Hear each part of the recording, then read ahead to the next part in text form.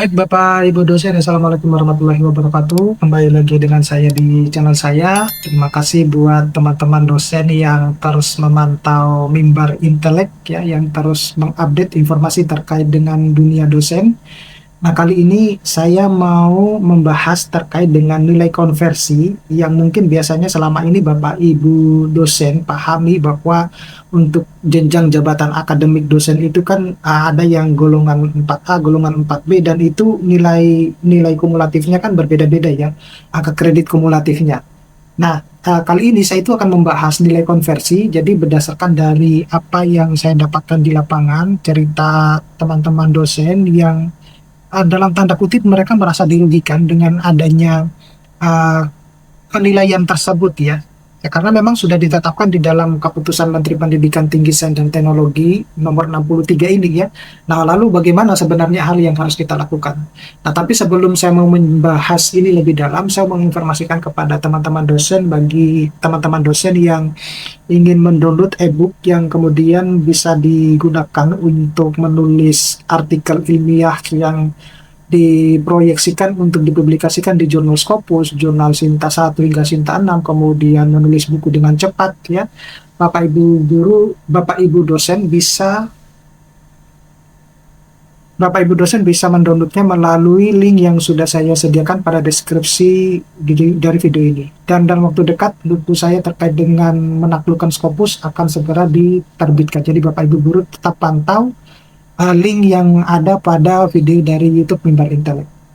Nah, tanpa panjang lebar Bapak Ibu dosen, jadi aturan ini kan dikeluarkan beberapa waktu yang lalu dan pernah saya membahasnya secara singkat terkait dengan apakah ini merupakan keuntungan atau kerugian bagi Bapak Ibu dosen. Tapi saya kali ini juga akan membahas dari isi dari Kemendikti-Saintek nomor 63 ini terkait dengan konversi yang kita dapatkan ketika kita melakukan kenaikan jabatan akademik dosen ya.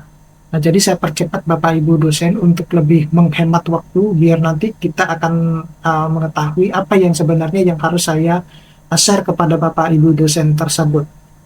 Nah, jadi ini Bapak Ibu dosen, jadi kalau kita lihat di dalam pedoman PAK dosen non ASN, pedoman PAK dosen non ASN itu sebagai berikut seperti yang terkonversi di dalam tabel ini ya. Tetapi sebenarnya ini cuma bukan berlaku hanya pada dosen non ASN. Kenapa demikian? Karena saya baru menemukan kebetulan teman saya sendiri jadi bercerita terkait dengan tabel yang disajikan seperti yang saya sajikan pada video kali ini. Jadi beliau adalah dosen ASN ya, tetapi dengan produktivitas yang tinggi pada akhirnya dia berharap bahwa nilai kumulatifnya itu setidaknya ada saving ya.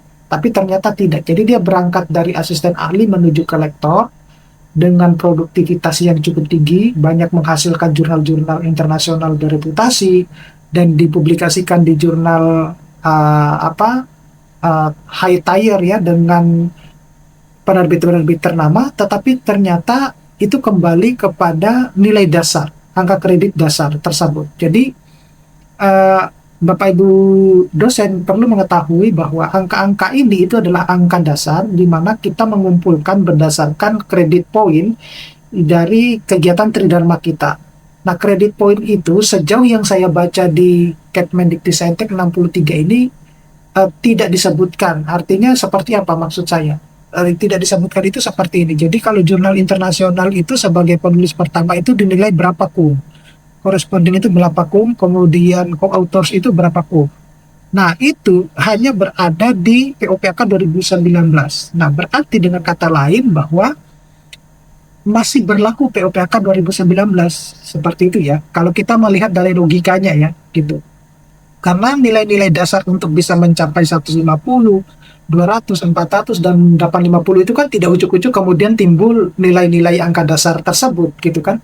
Nah, tapi berdasarkan dari kegiatan Tridharma kita yang kita kumpulkan dalam beberapa tahun terakhir sehingga memiliki nilai-nilai konversi tersebut. Contoh misalnya untuk jurnal nasional aja ya, jurnal nasional untuk Sinta 3 atau Sinta 4 itu ya dinilai 10 kalau enggak 10 atau enggak 15 antara segitulah gitu.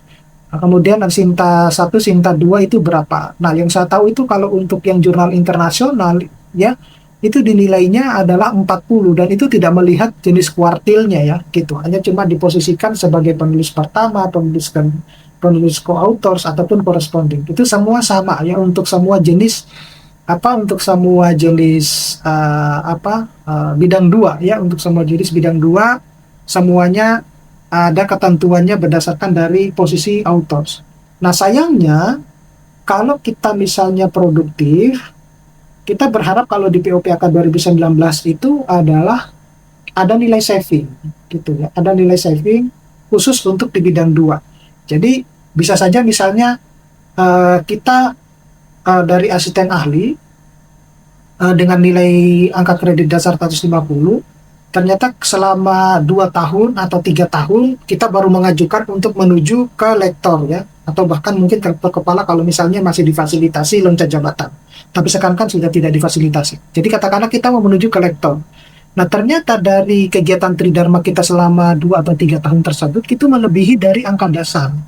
Angka dasar ternyata mencapai katakanlah 350 gitu ya. Nah, ternyata itu akan tetap kembali ke angka dasar 200 gitu. Nah, itu yang kemarin saya perdebatkan dengan teman saya yang kebetulan itu adalah ASN dan yang non ASN. Jadi dia tetap hanya cuma mendapatkan di SK jabatan akademiknya itu adalah dia hanya cuma lektor 200 gitu. Padahal kalau dilihat dari segi nilai itu kelebihannya banyak sekali gitu. Nah, itu artinya pada akhirnya ini akan sangat merugikan ya buat dosen-dosen, terutama dosen-dosen yang memang dalam tanda kutip itu adalah dia produktif. Sehingga kembali lagi kepada bahwa mimpi Indonesia untuk memperbanyak jumlah profesor ataupun jumlah jabatan akademik ya, bukan hanya untuk Indonesia saja, tetapi kampusnya itu akan terbengkalai atau akan terhambat di situ gitu. Karena kita kembali lagi ke angka kredit dasar, dan kita tahu sendiri bahwa pengajuan untuk jabatan akademik dosen di Indonesia itu kan tidak bisa dilakukan per tahun, tetapi per 2 tahun. Saya juga bingung kenapa kok seiring dengan perkembangan zaman, apakah 2 tahun itu masih sangat relevan dengan perkembangan zaman saat ini? Kalau misalnya tidak lagi relevan ya, kenapa tidak dirubah per tahun atau lebih fleksibel saja lah? Artinya, kapanpun misalnya dosen siap untuk mengajukan jabatan akademik dosen, tidak harus menunggu 1-2 tahun, mungkin ya sudah diajukan saja gitu ya. Nah, itu yang harus diperhatikan. Kalau kita lihat di sini, angka kredit konversi dosen non-ASN itu dibuat berdasarkan ketentuan penyetaraan angka kredit gitu ya. Jadi ini lagi kembali bahwa kita itu akan hanya mendapatkan angka dasar ini. Jadi saya punya pemikiran bahwa berarti berapapun kita punya banyak publikasi ya dan menghasilkan banyak kelebihan angka kredit, pada akhirnya kita hanya cuma akan mendapatkan nilai dasar tersebut gitu. Dan itu ya jelas-jelas sangat merugikan buat dosen. Itu berdasarkan pendapat saya dan pendapatnya teman-teman yang sudah barusan keluar jabatan akademiknya gitu ya. Tapi mau bagaimana ya, ketentuan sudah ditetapkan gitu ya. Kita tinggal menunggu. Informasi yang saya dapatkan itu adalah pengganti Permendikbud nomor 44 tahun 2024. Itu akan segera akan diterbitkan. Nanti akan saya update ya informasi tersebut. Nah, kalau kita lihat di sini, penulisan PAK konversi dosen non-ASN dapat merujuk kepada format dokumen dalam huruf G ya. Nanti Bapak Ibu lihat di huruf G itu seperti apa. Nah, ini yang untuk impasing itu ini ya kayak seperti hampir mirip ya dengan ini ya, penyetaraan, tapi dia disetarakan dengan dosen ASN. Jadi PAK konversi dosen non-ASN itu dibuat setelah proses kenaikan jabatan untuk memenuhi pembentukan SK jabatan akademik dan pelaksanaan impasing dosen non-ASN. Jadi impasing ke dalam pangkat ataupun golongan itu dilakukan berdasarkan kumulatif angka kredit sesuai dengan proses yang berlaku. Jadi impasing ke dalam pangkat atau golongan 4A ke 4E itu dilakukan oleh Biro Organisasi dan Sumber Daya Manusia Kementerian Pendidikan Tinggi, Sains dan Teknologi. Nah, untuk impasing ke dalam pangkat golongan 3B ke 3D itu dilakukan oleh Dikti. Jadi begini Bapak Ibu dosen, untuk pengajuan intinya, untuk pengajuan ke lektor kepala 4A itu diajukannya ke pusat, ya, ke kementerian. Tetapi untuk yang dosen-dosen non-ASN yang berada di bawah naungan LLDT, itu kalau untuk sampai ke lektor, mau ke lektor berapapun sampai ke 3D, yaitu cukup sampai ke LLDikti. Jadi tidak sampai di kementerian seperti itu. Oke Bapak Ibu dosen, saya kira cukup sekian. Mudah-mudahan ini bisa bermanfaat. Nanti informasi update-nya akan terus saya update. Nanti kita akan ketemu pada video-video selanjutnya. Saya akhiri, Assalamualaikum warahmatullahi wabarakatuh.